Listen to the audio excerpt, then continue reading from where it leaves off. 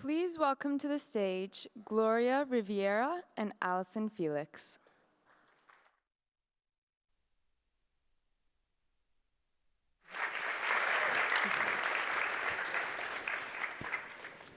Hello, it's so nice to be here, here at South by Southwest with Allyson, who I will call now an old friend because we've spoken before. She really needs no introduction, but for today's purposes, I will just say that not only is she the winningest track star in history, she is also a mom who cares deeply about what that means, and she is deeply invested in how parents are supported.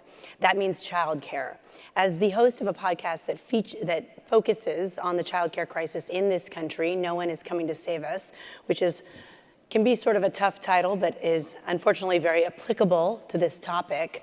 I can tell you that watching Allyson take the mic, step into the power she had, and address this issue in real time was nothing short of thrilling for me. I live in Washington, D.C., where I have a front seat to the roller coaster that has been President Biden's proposal on Build Back Better. So many supports for women in that proposal. And when I feel down about childcare, I remember that no one can tell me the last time a president spoke the word childcare in a State of the Union address. But somebody else has been saying that word very loudly for a very long time. And Allyson, with her partner Athleta, has amplified that message, has made it her mission. The two, Athleta and Allyson, are really just beginning. There is a lot of work to be done ahead, and they've really gotten it started to amplify supporting women in athletics across all dimensions. So Allyson, I will just say it's so nice to have you here. Hello. The last time I spoke to you, I asked you how you were triaging an issue with your daughter Cameron, and you said that your husband Kenny, you were guiding him through how to do her hair. Yeah. And I hear that we've come a long way with that. We have, yes. It's so good to be talking to you again. Yes, we've made progress. He's pretty much got it down. He's been able to get her curls in formation, off to school, all the things, so we are happy.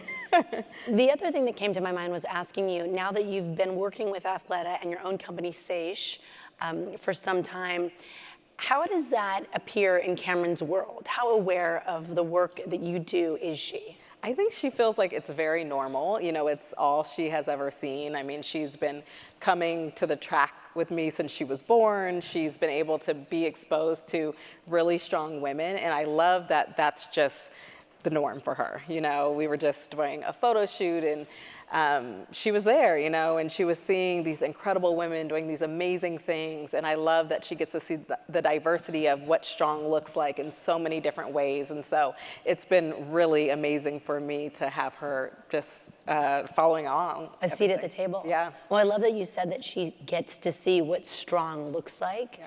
And I want to talk about that in the context of the words that we're looking at today, which are sponsorship and partnership. I also want to remind the audience that throughout our conversation, you can use the app to submit your questions. So if you hear anything that sparks a question in your head, please submit it and we'll get to it. So in talking about the words sponsorship and partnership, I want to ask you, when you reflect on a few years ago when you were negotiating with Nike, was there a moment that you said to yourself, this is it, this is untenable, this is not who I am? Yeah, there is. There's a moment that I recall very vividly in my mind. And, you know, these negotiations had been going on for a long time, and my fight shifted to maternal protection. That's what I was asking for. And so the way that track and field contracts work, they're performance-based. And so at the Olympics, at World Championships, you win a medal, you get a bonus. You don't, you get a reduction. If you get pregnant, there's nothing in place to protect you. And so essentially what I was asking for was time to be able to come back to that top form. And not just time for myself, but time for all female athletes. And that was the sticking point. That was the point that we could not move past. And so I remember I was actually in my daughter's nursery. I had a very traumatic birth experience, and my daughter was in the NICU for a month, and I had watched her fight, and we had just got home. And I remember sitting in there, and this call came in, and it was a request for me to be a part of a Women's World Cup campaign from Nike.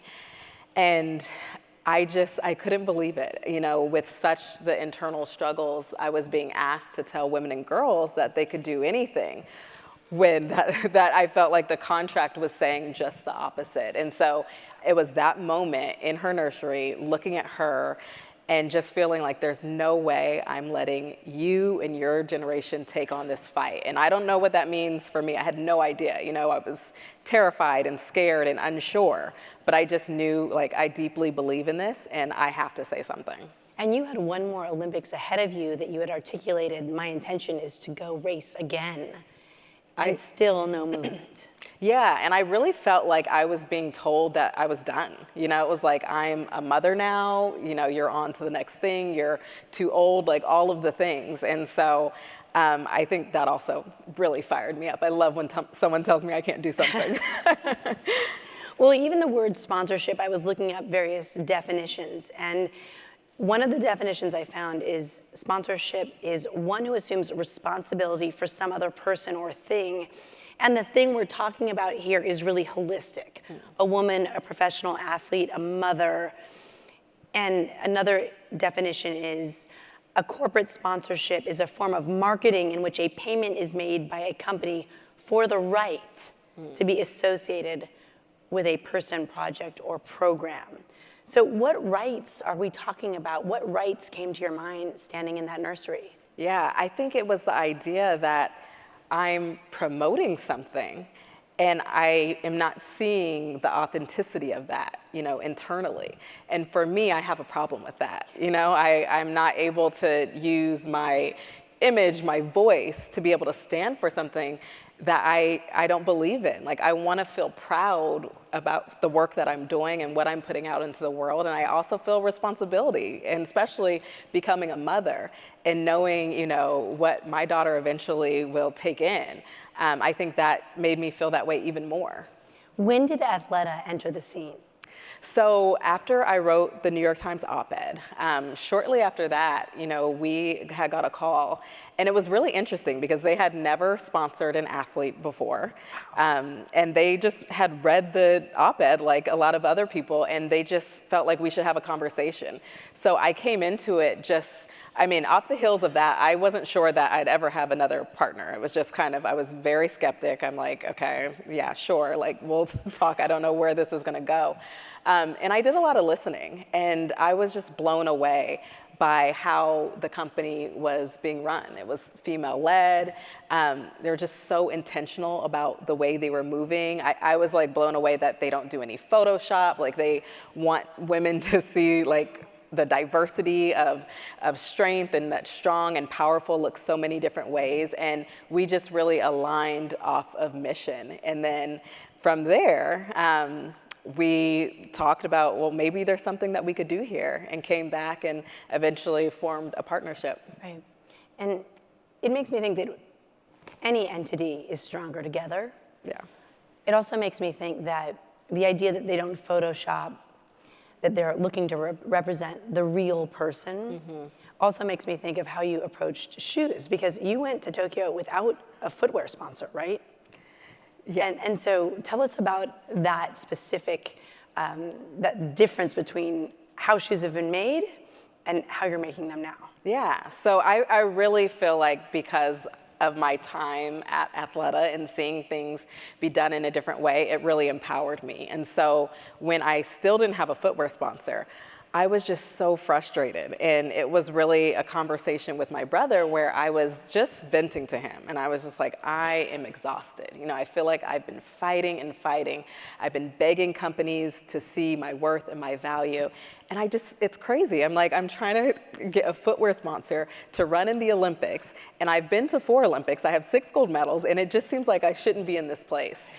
And being yes. Crazy.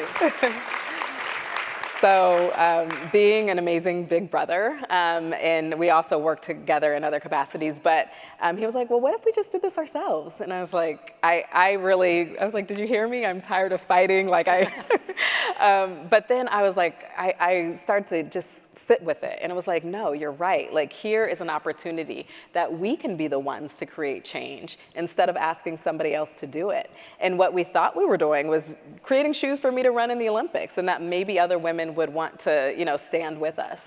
But what we learned is that shoes haven't been made for women. And what that means is that a shoe is made off of a last, which is a mold of a foot. And it's been a man's mold that's used to make women's sneakers.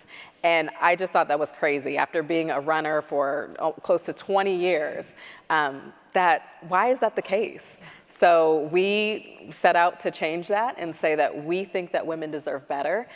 We think that women shouldn't be an afterthought. And so our shoes are designed to fit the form of the female foot. Right. And Athleta also made a commitment to you and your own personal goals as a businesswoman when you joined them. So what did they do? And what was the, I guess, where do they put the money? You know, right? Because so much of this is always about finances, right? How we're going to make money, but where did Athleta decide to put their own money? Yeah, well, I was blown away by the support. I mean, to have this company want to support me in my own company and my own efforts is something that's so rare. They invested in the company. We sell our shoes on their website. Yes, we have exclusive colorways with them. But more than anything, I think it was the belief in me and empowering me and showing me how it's done. I often call them my big sister. They gave me a seat at the table, a look into their business. And I don't think without that partnership and that relationship, I would have had the courage to put my vision out into the world. So all of this came after you decided to start a family, and the deal you were offered was not tenable. Financially, it was much less than Allyson had been paid before she made it public that she wanted to start a family. So that was just a very clear message from the company. And then being asked to go out and do a World Cup commercial and tell girls that they could do anything they wanted, right? It just, the messaging was not in sync. So you and Athleta partnered to provide something to female athletes which has never been done before. So this is one element of completely rethinking the brand athlete partnership. What did you guys do? Yeah, so we started with childcare grants, and it was really amazing because when the partnership formed, we sat down and were thinking about the things that we could do together. And we started to think about just the barriers that women face in being pulled out of the sport. And childcare is such a huge issue. And so we started with grants, $200,000 of grants to be able to say that women can go out, they can continue to compete, and they can have funds to be able to do that. And then it's grown from there. This past season, we were able to provide childcare at our national championship free of charge for anyone involved in the event.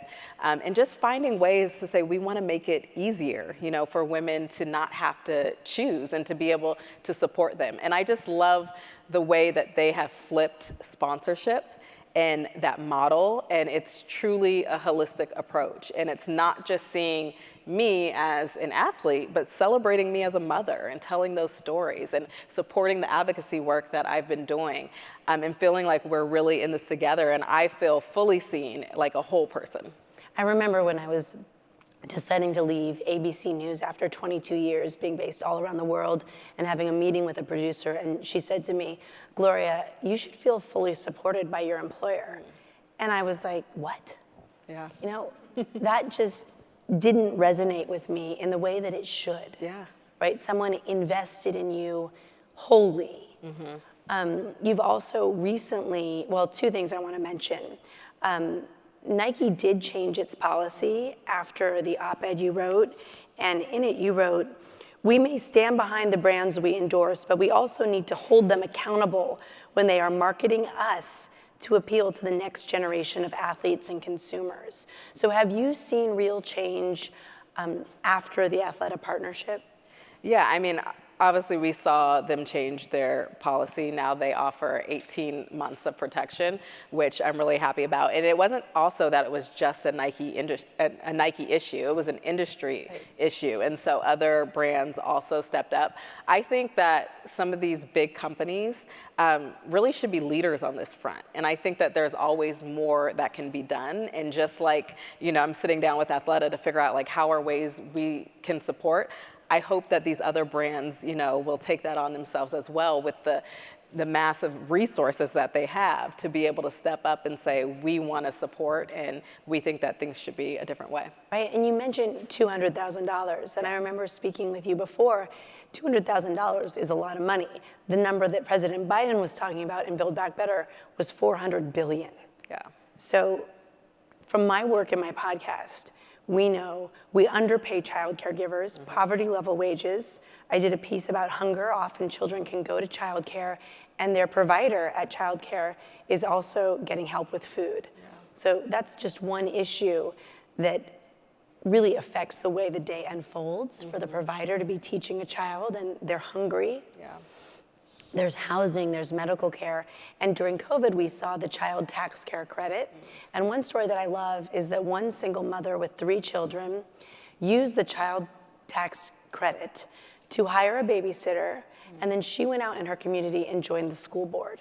Wow. So that quick Yeah. change into, okay, now I have some relief at home. How can I then be a more involved member of my community? Was massive. Yeah. And we're in a point right now where that credit is no longer coming into people's homes and there's yet still a need. And childcare providers are the only industry right now that has really not come back to pre-pandemic levels. So you saw a Target, a Starbucks, able to offer higher wages with benefits, which childcare simply does not do. So there's a lot of work to be done, and I feel it's so important that someone with your power was able to amplify this issue and attract attention. Tell us about the Power of She Fund and the Collective, 2 other things that are moving this issue forward. Yeah, I am so excited about the Power of She Collective, which is, so I told you that I was the first, sponsored athlete by Athleta, and now seeing just the trajectory that they have gone in, I'm really embracing that more. And so they've brought on 11 more athletes, and it's really a diverse group from all different sports. And the idea is really to come together and learning from each other and amplifying the stories, talking about things that we're passionate about, whether that is childcare or other issues. And I think it's that same idea of supporting the whole person.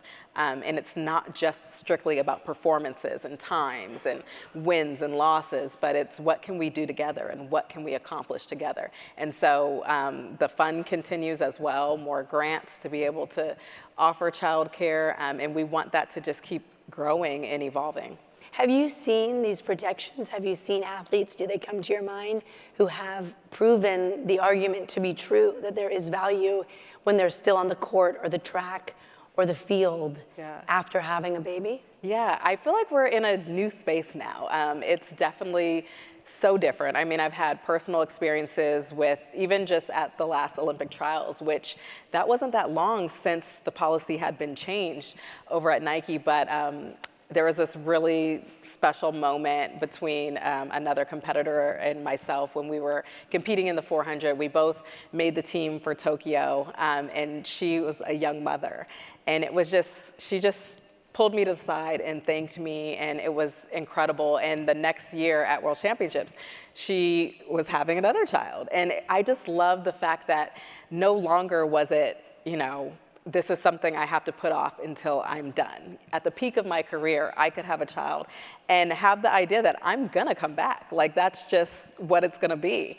So I love to see that. And now I think we see it even more. Naomi Osaka is having a child, and I just think that it's changing. And I love that my daughter, that the kids now growing up, they get to see this. They get to see this demonstration of performing at a top level, being a mother, and continuing on. Right, and for me, from my perspective as someone who's covered a lot of childcare stories, 2 things come to mind. One, you and others rejected what you were told, right? What decades of the industry has told women athletes, Yeah. right? That there is a finite point in your career, and once you decide to start a family, that's over. Yeah. And what does that say about how we value the woman, right? How we value family. The second thing that comes to mind is that this is applicable off the athletic field as well. It's to every woman in there, whether they choose to stay at home, obviously one of the most important jobs there is, or go out into a profession, there is still messaging there that I think is so fundamental to what we must change. And really, in this country, when you have a child, whether or not you're a multi-Olympic gold winning track superstar or a regular person, your child comes into the world and it's good luck until kindergarten, essentially. Yeah. You know, my daughter goes to public school. We were told, oh, there's a spot for everyone. I mean, maybe like 10% of families don't get a spot. Well, we were in that 10%. And so then what do you do with that child, and how do you balance it with any work that needs to be done? So it's interesting to me that you're seeing people, thank you, and that must be so emotional and such a moment, and then go on to win. I mean, you must be cheering on people in a totally different way. Do you find that? Oh, absolutely. I mean, it's just such an exciting time, because for me, it's something that I thought was so far off. Yeah. And so to see, you know, just the change and the attitude shift, and also the celebration of telling these stories. I feel like, you know, whether it's Alex Morgan, you know, there's so many stories to tell, and we're actually hearing them. For me, when I was younger in my career, there was never like this moment where somebody sat me down and was like, no, you can't start a family until, you know, you've done X, Y, and Z. But I feel like it's what I saw. Yeah. And so I wasn't seeing the stories of women being celebrated as mothers and still competing. What I saw was my teammates hiding pregnancies. I saw them struggling through motherhood. One of my best friends, I remember going to a track meet. She had no support, no help, no childcare. She brought her child. And when we were running and warming up and doing all the things, she would just pass her off to different people. And I remember watching her on TV competing. You could hear her child crying in the background. And it was just, so to be from that place to right now, even though there's so much more that we can do and places to go, it is really cool to see how far we've come. Right. So how do you think, well, I have to ask you, how have the men shown up during this?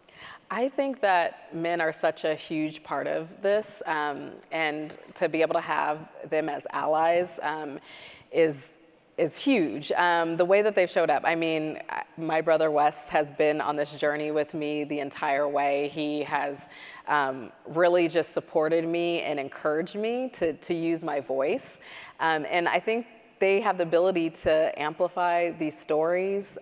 Oftentimes, you know, they sit in a place of privilege and empower decisions. And I feel like if you're there, you need to bring somebody else along. And so, you know, I think we can always lean in more, but there has been support there. There's a lot of leaning in to be done. My husband is here with me. I lost my voice last night. He's been instrumental in getting me on this stage with hot water and lemon. What do you think, when you're sitting in a conference room talking to the higher ups at Athleta or in your own company, what message do you think brands need to hear about what needs to be done in rethinking the idea of partnership, right? Like, how do you convey how important this is, not only to women, but to families? Yeah, I think you have to be very honest and very straightforward. I think it's a time where people are being very intentional with what they buy, who they support, and it has to be authentic, and I think there's no way around it. And so that's something that I always try to convey, and especially as a person who represents brands, I want to be proud. I want to, you know, be able to fully stand behind whatever work that we're doing, and I think I'm not alone in that. I think that there's definitely a huge shift right now.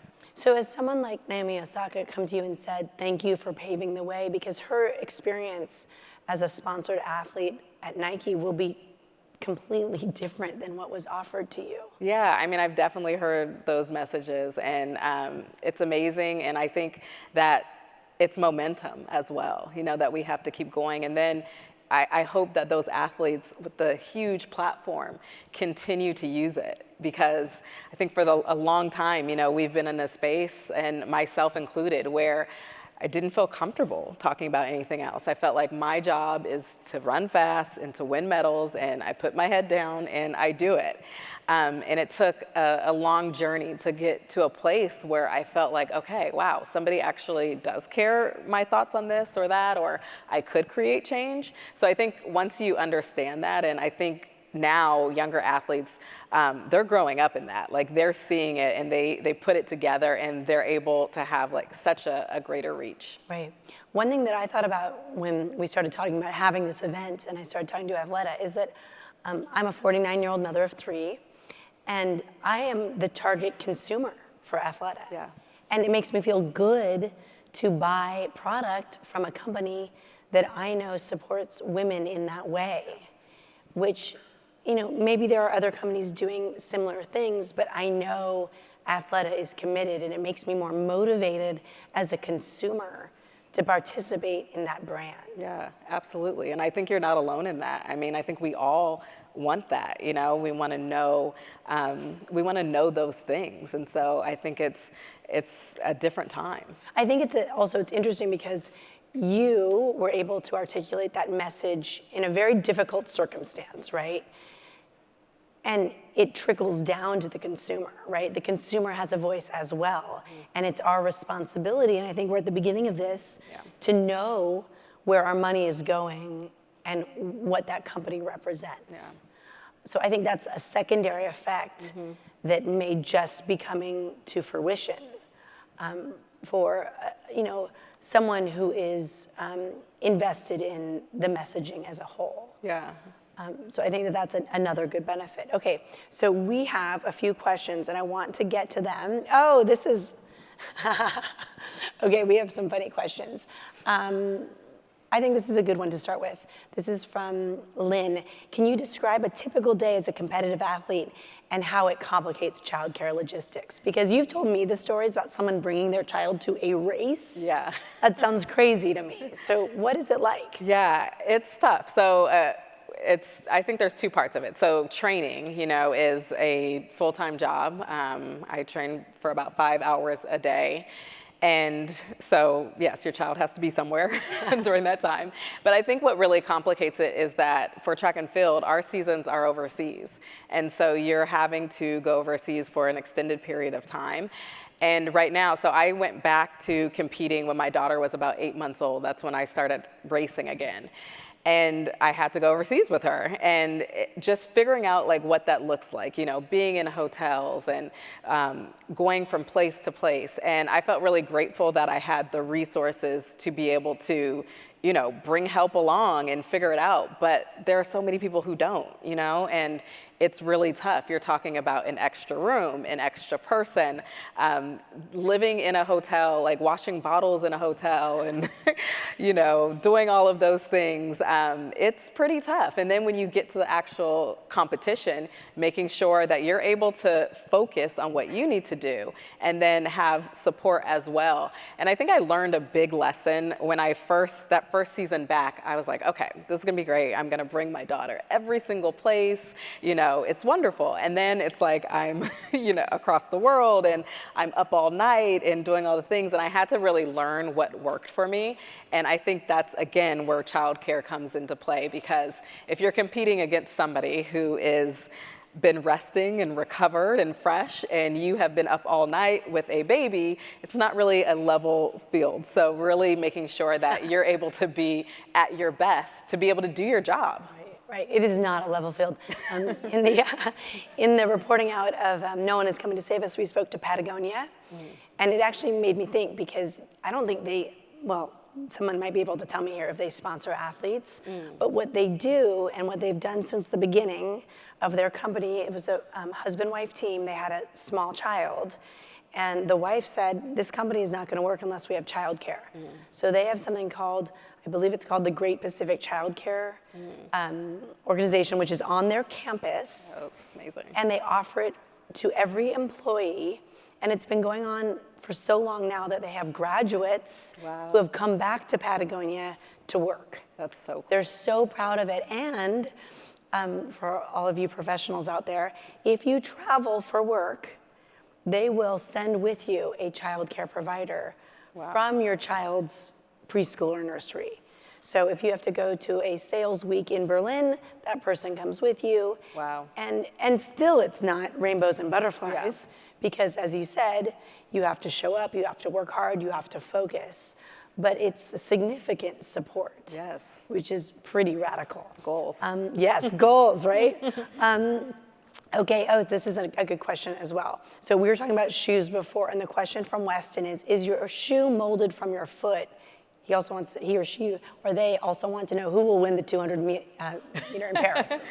So really good We've got question. some predictions here. Yeah, so the shoe is a last of a female foot. It's not my specific foot. We did make a spike that I competed in Tokyo, which was definitely my foot. And it's very interesting. It's a minimal shoe. It weighed about 3 ounces. It was very beautiful. It had this upper material that's very reminiscent of our Sage 1 shoe, but strong, but beautiful, and I loved competing in them. And predictions for Paris 200 meter, I think it's going to be an incredible race. Sharika has been really just taking the 200 to new heights. And so I think that she will be doing some special things. Oh, wow, okay. We have a prediction, official prediction. So this is a good question from Rochelle. What advice would you give a fellow mom, entrepreneur, professional, I just lost it, who is looking to partner with athletes? That's a really great question as well.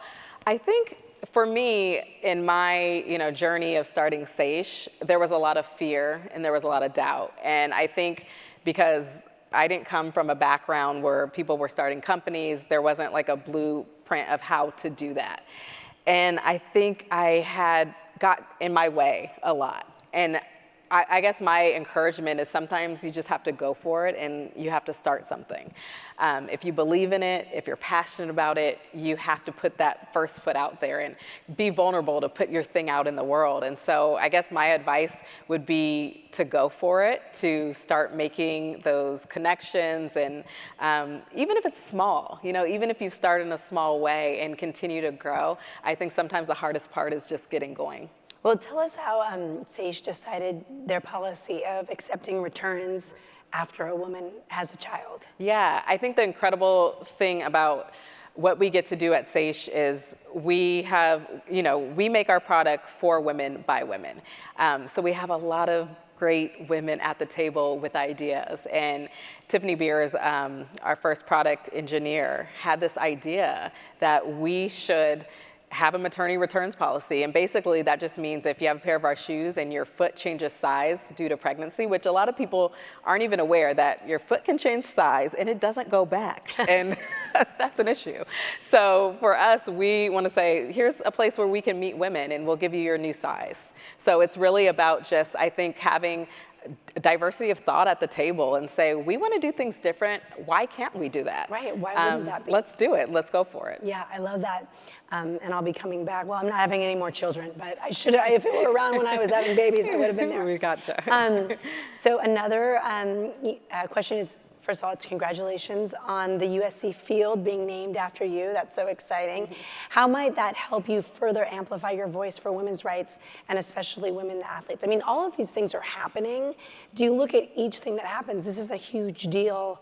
How do you incorporate that into your messaging? Is it just an evolving process day by day? Yeah, I mean, well, it's such a huge honor, something that I never would have imagined. I mean, I used to walk around the USC campus as a child because we lived not far from the neighborhood and there's a rose garden there, and my grandma used to cut us through the school and to the rose garden. And so it's like this crazy full circle moment. It's wild. But it really what blew me away was when they told me about, this honor. Naming of buildings on campuses, that's usually reserved for like really big donors, which I was not. And so I was really surprised, but they told me kind of the process of what they were thinking. And President Folt explained that she wanted students to see what the university values and to learn my story, and for them to then join in and to use their own voice in different ways. And I just thought that was the coolest thing, that it was more about character and integrity and really elevating that. And so for me, I hope that that's part of the legacy. I hope that kids on that campus and beyond will know that you can use your voice and you can do something big. Even, I'm a kid from LA and never would have imagined that I would have any contribution to any of these things, but I think just the encouragement and motivation to go for it. Well, to know your story as a freshman, at USC, and to know it wholly, that from beginning to end, right? Because when you're 18, 17, 19, and you show up and you've been anointed a potential superstar, are you really thinking about family? I think just knowing your story will put that on the radar for all athletes there. Yeah, I think it really shines a light on the journey and how we evolve as people. Because when I was that freshman at USC's campus, this would have terrified me, speaking out, using my voice. I've just always been such a people pleaser and not wanting to ruffle any feathers. And so to see just where my career has taken me and the journey and the people who have contributed to that, and it's been such a team effort. I hope that inspires students to see their starting point and realize they have so much potential and where they can go. That it is just that, it's a starting point. Absolutely. And I go back to you in your nursery thinking, wait a minute, I have 6 Olympic gold medals. Something is not right here. Something is not working. Okay, another question. I'm a law student and I want to continue the legal fight for childcare rights of female athletes and mothers. Thank you, wherever that question came from. How can young lawyers make a difference in this space? I imagine there have been a lot of lawyers in these conversations and all of these contracts. That was a huge point for us, was that it was the contract. Like, Nike was telling me that I could have the time to recover. They said that me personally, but they wanted to take it a case-by-case basis for everyone else. And that was crazy. We needed the legal terms in the contracts to provide that protection and set that precedent for everyone else.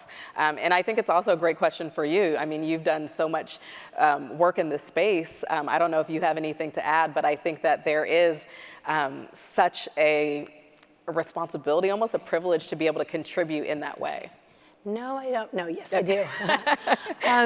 So when I became pregnant with my first child, I worked for Disney, which owns ABC News, and my maternity leave was under the disability dimension in the HR contract, right? So I did not take a maternity leave. Because I was having a child, I was disabled from working. Wow. Right? Wow, yeah. I know, and it's not unlike Nike. Disney does a lot of wonderful things for families and has very similar messaging for young children. I happened to be working overseas, and I remember I was in London, and as the London office does, we had a tea room, and it was the accountant's assistant who said to me, "Do you know you're eligible for UK leave?" So in the States, I'm sure a lot of you can relate to this. You're cobbling together your vacation time, how much paid leave will you get. Things have gotten better since I had my first child in 2008. In the UK, just briefly, your first 6 months are fully paid and you're guaranteed the right to come back to your job, your pay, your job title and responsibilities. Wow. Wow. Amazing. Yeah. Wow. And the head of talent development at ABC is a friend of ours, and said to me, I was nervous to talk to her, just as you were nervous to tell, I'm starting a family. And she said, take every single day. Wow. Take every single day. And I did, and I'll tell you, after 6 months, I was ready to go back to work. I was like, okay. Understandable. But things have come a long way. Even things that you see in the office space, there's now a room for pumping your milk. Didn't exist before. It's 2023. So slowly companies are getting the message. Yeah. And I think that in the US, the history has been so much about the bottom line. Yeah. How much money are we able to get from this employee, this athlete, this reporter? And how much are we willing to sacrifice in order to fully support that person? And in the reporting of No One Is Coming to Save Us, in Canada, in one province, they have implemented since about 1996, childcare. It started out at $5 a day. Anyone could bring their child in. They have seen their taxes increase. They have seen more women in the workforce. All the data points, we have the data. We know it's good for families to support them when they become parents. Yeah, absolutely. Period. Yeah. So that is my 2 cents. So lawyers have a huge say in how contracts are written and what provisions there are. Absolutely. Okay, you talked about thinking you may never have a sponsorship deal again. Thank goodness we're not in that space. Yes. We've come a long way. How do you navigate bravery and finding your voice in high impact or risk situations, which are still going to come, right? Absolutely, they're inevitable. I talked a little bit about team, but that's what it is. And I think team looks a lot of different ways and who you come to when you're in those moments. And for me, it really ties back to family. And in that time, my brother, who has really championed for me, just speaking to him, and he told me something when I was going through all of those really scary moments, and when I was really on the fence of like, am I going to speak out? Like, I don't know what's going to happen after that. And he said, you can use your voice even if it shakes. And I just held on to that because for me, I knew that it was so scary. It was so outside of my comfort zone.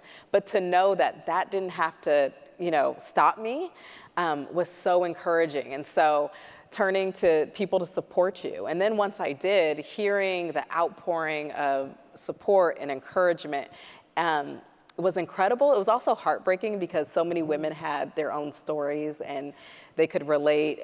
But I just think, if I didn't use my voice, if I let fear stop me. And so I think on the other side of that fear is a freedom. And it's a beautiful thing if you can get to that place. And so whatever your why is or your reason, I think mine became my daughter and, looking at her and thinking about the world that she's gonna grow up in, I think it's really leaning into that and not letting being afraid or being that something that hasn't been done before, whatever it is, not letting that stop you. I think it's really fundamental because you say use your voice even if it shakes. In that moment, I imagine what I've questioned when I've been in those moments is my worth, is my value. And you have a multi-billion-dollar company telling you that it's not what you think it is, right? That it's not equal to 6 Olympic gold medals.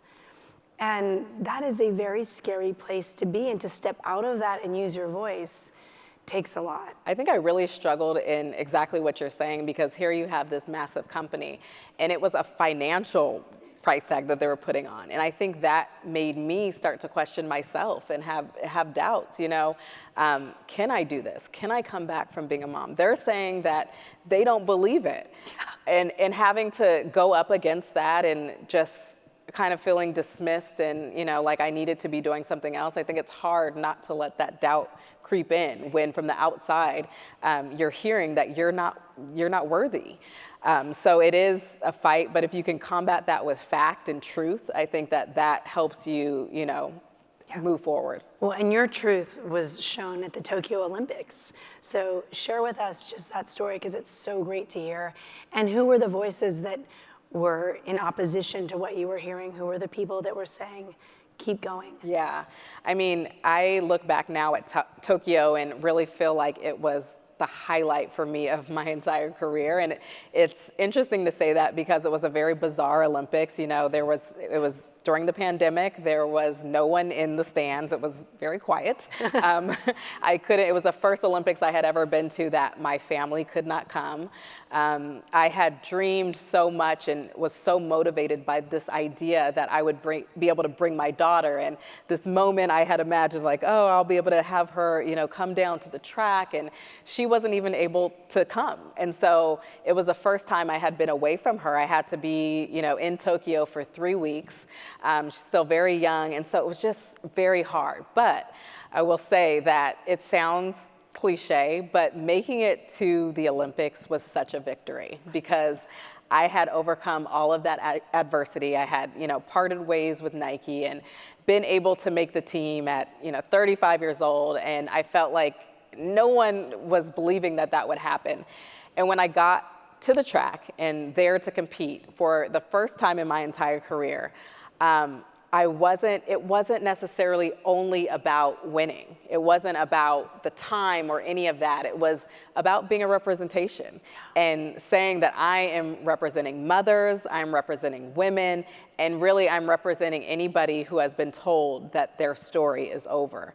And then I got to do it wearing my shoes that my company created. And so crossing that line and looking down, seeing the shoes, it's such a monumental moment for me. And then I remember I was so upset that my family couldn't be there. And I went off the track and, you're doing your post-race interviews and everything.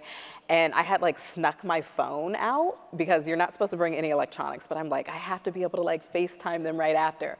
So I go pull out my phone, I had made it undetected, and go to FaceTime my family. And they didn't answer. And I was so crushed. I was like, I had this all planned out. And so I go to the— Hello? I was like, what are you guys doing?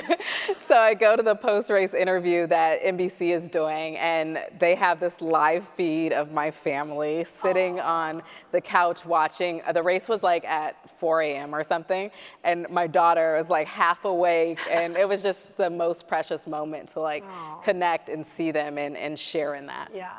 That's fantastic. And I mean, I just have to say, there must have been this yeah moment, you know? Yeah. I mean, you gotta have that moment, right? I mean, completely. I got to do it in my own shoes, and I didn't need anybody else's shoes to get it done. Right.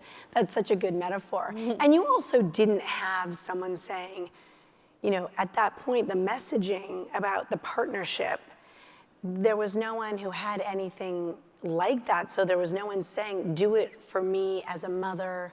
I mean, maybe there were, but I feel like there was not a Naomi Osaka saying I want to do that too. It just didn't exist. I think what I saw was, since I was 17 years old, all of these women, and they were all under NDAs, so nobody could ever come out and speak about it.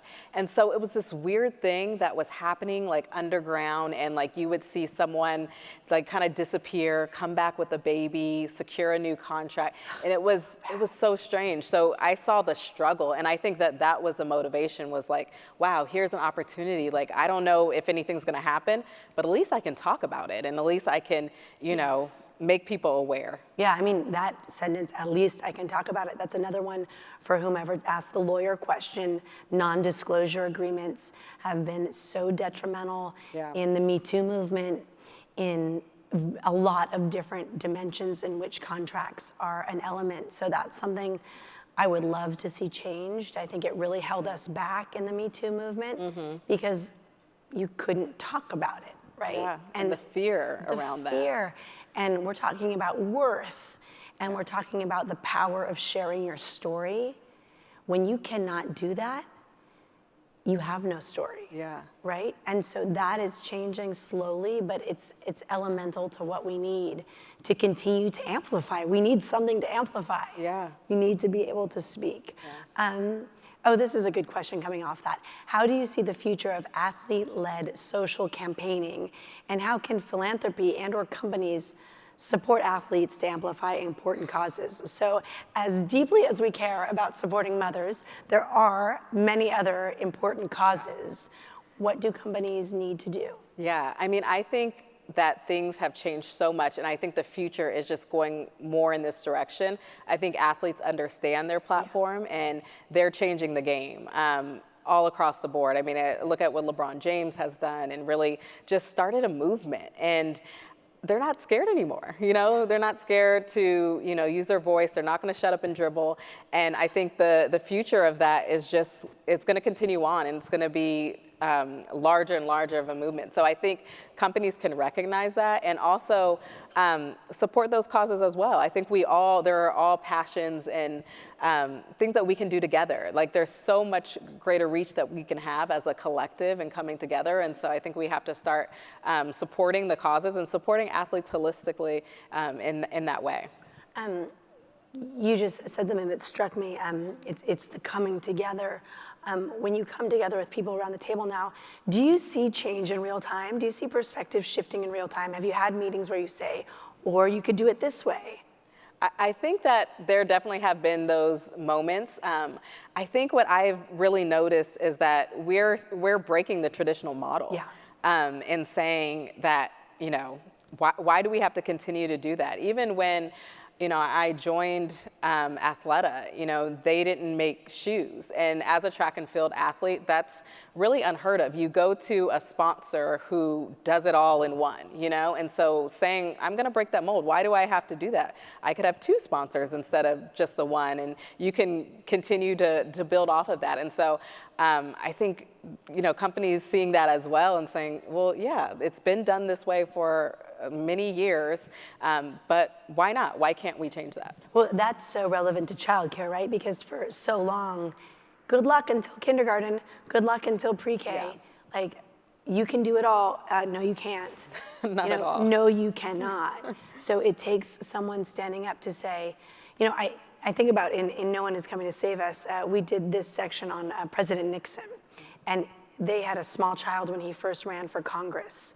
And guess who took care of that baby 2 weeks after the baby was born? President Nixon's grandmother. Wow. Or his mother, the grandmother to the baby, right? So it wasn't talked about, but that's how they made it work.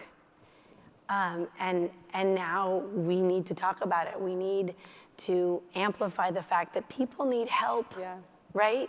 To be their best selves. Absolutely. And we have the data, and I think we'll have the data as consumers, because if consumers get the message and want to buy a product they can fully be behind, you're gonna see that number rise as well. Yeah. There's a lot of work to do to get there. We have time for a few more questions. This is interesting. When you became a mother, did any other non-sport brand approach you offering partnership on mommy family-related products? I feel like I've definitely moved into this space now. Yeah. I'm trying to think if there's anything very specific, but just the motherhood journey and just so many organizations. I really started to do a lot of work around maternal health because of my own experience. And so I think it's just being seen in a different light. And so instead of only, being able to talk about athletic wear and shoes, there's a lot of parents out there, and you can relate in those ways and tap into that. And so I feel like that's where I am at right now, is being able to kind of walk down that path. How do you choose what to support? I mean, you must have so many offers coming at you, and especially in maternal health. Yeah, I try to partner with organizations who have been doing, really important work in the space for a long time. When my eyes were open to it, I was just kind of like, well, I just want to jump in and do whatever I can. So the opportunities that allow me to actually get my hands dirty, like come in and do real work, that's what I prioritize. And then understanding that I can't do it all. There's no way. And so I have to be selective and find the things that I'm gonna have the greatest reach in. And again, it goes back to the collective and us all working together on a problem together. Yeah, can you tell us a little bit more specifics about the women who have joined the collective? I know Simone Biles was number 2 in 2021. Yeah. And so now athletes like Natalie Coughlin, we have representation from basketball, from tennis, swimming. It's really a diverse group. I believe surfing, it's really cool. And so we had our kickoff call about a week ago, and just coming together with, people I grew up with. Heather O'Reilly is one of the members, and I remember we were together as teenagers, coming up together. And so just the diversity there and what we're able to accomplish together, and I'm excited for the future, what we'll be able to tackle. Right, and I'm excited to hear what everybody else sees, because it's 11 of you? Yeah. I mean, there was one Allyson Felix, now there's 11, amplifying this message, Yeah. and soon, it'll be more and more and more. It'll be interesting to see how many stories we start to hear. Oh, this is a good question as well. These are all good questions, thank you. Have you thought about amplifying the issues of birth justice and Black maternal health, considering your difficult experience? You touched on it. Yeah, absolutely. It was very extreme. Yeah, so I had a traumatic birth experience with my daughter. I suffered severe preeclampsia, and then my daughter, she was born 2 months early. So we went through a lot. It's definitely given me a passion for maternal health. I just executive produced a film called Birthing Justice that really brings attention to this matter. Women of color are 3 to 4 times more likely to die or have complications when giving birth. And so, yes, it's a passion of mine. I want to continue to do work in this space and to try to change things. I think that what's most heartbreaking to me is that when we look at these issues and we look at the complications and the deaths, the majority of them are preventable. And to me, that's just heartbreaking. All of these mothers who do not get to raise their children, we can do something about that. And so I'll continue my efforts there as well. Yeah, I love hearing we can do something about that. At Lemonada, the company that produces No One Is Coming to Save Us, one of their mottos is to talk about things to make life suck less. I like that. That's what we need to do.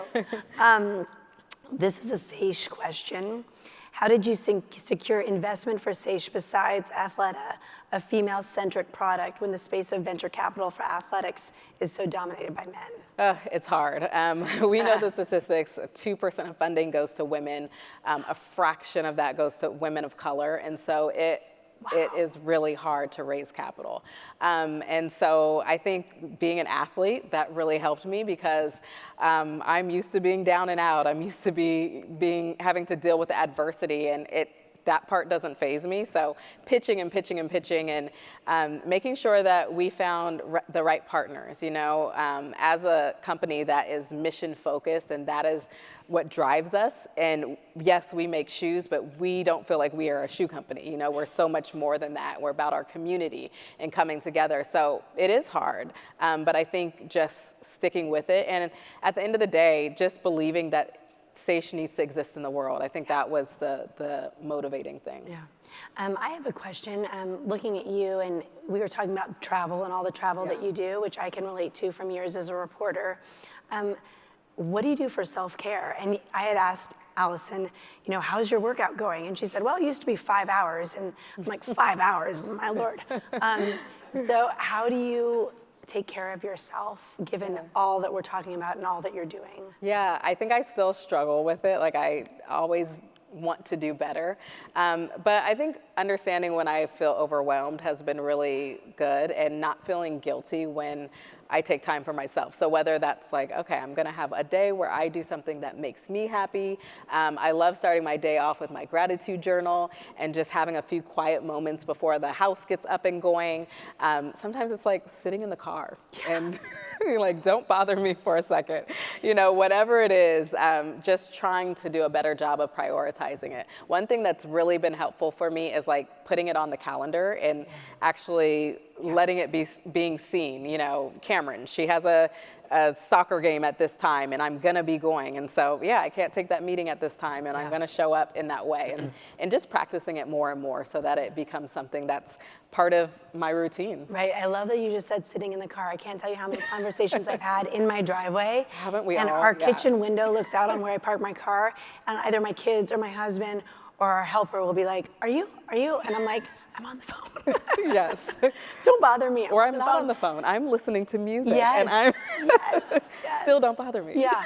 Another thing that I recently discovered, I've done this a lot, but for me to relax with my daughter, like, I really enjoy Disney movies. Yeah. And I really enjoy cuddling in bed and just having a moment of quiet and connection. I love that. With her, and just, it doesn't have to be, a great Oscar-nominated film. As it turns out, it can be Inside Out. Yes.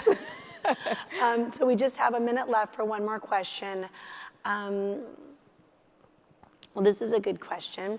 What do you think drove Athleta to refine the athlete sponsorship model? I mean, this goes back to the fundamental reason of why we're here. Yeah. Why did you get that phone call? They read your op-ed. Yeah. What were the first things they said that resonated with you?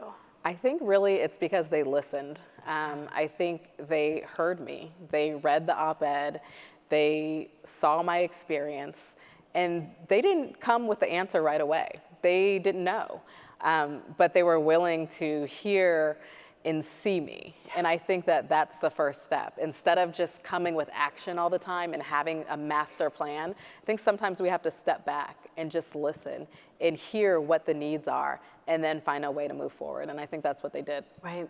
And to step back and listen, there has to be someone who's in that moment of doubting their own self-worth, thinking, this is crazy, I'm going to the Olympics without a shoe sponsor, right? People are telling you, this is the end, now it's time for a different chapter in which you're not as valuable as you were in your prior chapter. That is a really scary space to be in. So I want to thank you on behalf of all of us for being the one to step forward and use your voice, even if it was shaking. Thank I you love so that, much. and I'm so happy to be here with you. I appreciate it.